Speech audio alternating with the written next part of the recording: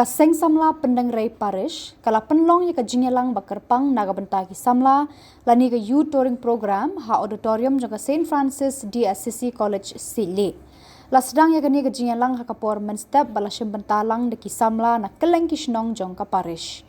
Uraran padar Barnabas NIAM SDB kumukongsan ha kani ka sngi, ula ai jingkren ka babenia halor ka jingsniu ki bami na ka jingshong kha kulmar kabala ban wanra jingma ya ka jingko jingkhia bat kabala ru ban wanra ya ka jingjot ya ka jing immensim. Ula kenturu eki Samla bakin long barabor ki bashim khia ya la ka jing im knang ba ka lawei kan bha kan mian. Hagapor no phai sngi la beteng ya ka jingelang da ka jinge selok na ubrodar Quirinus war SDB ubala ai ka jing hikai halor ka phang ka jingroi ha ka jing im jangki Samla. Ula pensyairu ya ka jing dan kam ban bat barabor ya ka akor ka buram banang yar ha ka jing nang jing tip bat ka jing suk ha ka im lang sa lang. La pensngan ya ka ni ka sngi da ka jing dan rengkat lang upadar Carmel Merthong ubadai spiritual director jangka Parish ubalawan ban ai mensim ha ka ni ka jingelang wala usong tangkat tu ka nipor.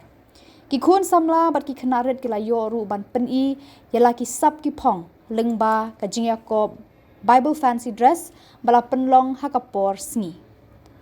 Ha ka ni ka jing Yakob Samla wante biang ding do ulalong unong job da ka bawanra ya ka dur jong ukan. La penkut ya ka ni ka sngi da ka mas bekhuj bala penmenta da upadar Barnabas NIAM SDB. Kani ka youth touring program kala ai mensi bat ai jing mentoi shisha ya barok ki Samla ki balawan ban shimbenta.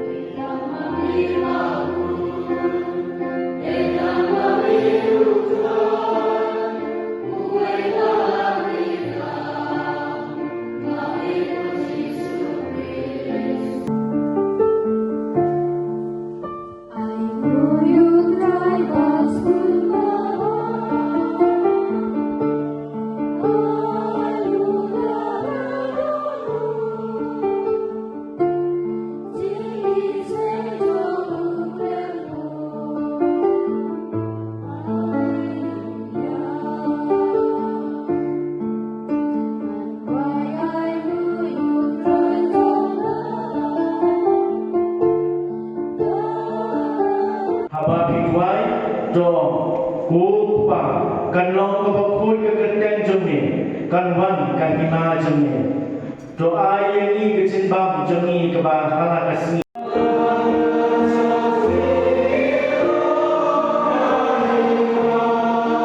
kumbang blay kwa bangin sedang kai ka siam singin aduan ya imun ne fialik si program pidon aga sen nomor pidon ya kata dia ka jikut jom bikin Samla ma tentang kedai Junom la junom kum kumensin bat pindai ban penun kata kwa kado Kadok kan kuat perai persya umensim.